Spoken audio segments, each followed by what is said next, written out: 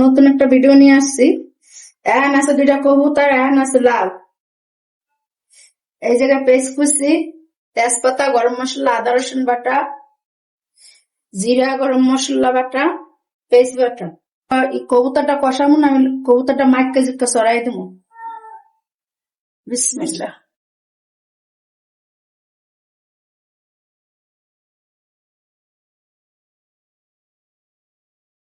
Paste করছি, তেজপাতা, দারচিনি, আদা রসুন বাটা,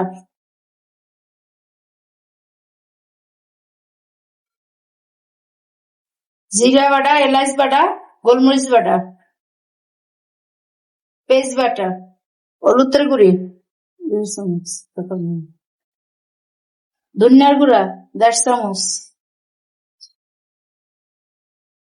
লবণ 2 চামচ, সরষের তেল,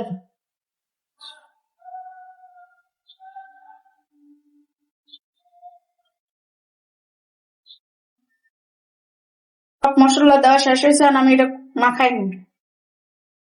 আমার মাখাই না শেষ হয়ে যায়, আমি চুলাই দেবো আমি। বিসমিল্লাহ। কষানোর জন্য একটু সাদা পানি একটু দেখতে দিলাম।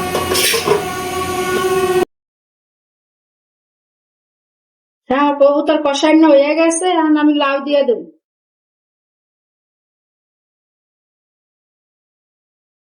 লাউ আর কবুতর এখন ভালো মতন কষাইনি। এই গরমে লাউ তরকারি খাওয়াটা অনেক ভালো। এখন আমি ডাক্কা দেবো।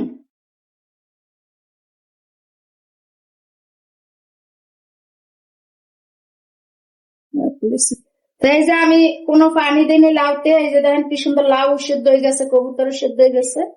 তা এই যে দেখেন কি সুন্দর কালারটা বাইরে হয়েছে, আর তেল চায়ের উপর দিয়ে বাইরে দেখছেন।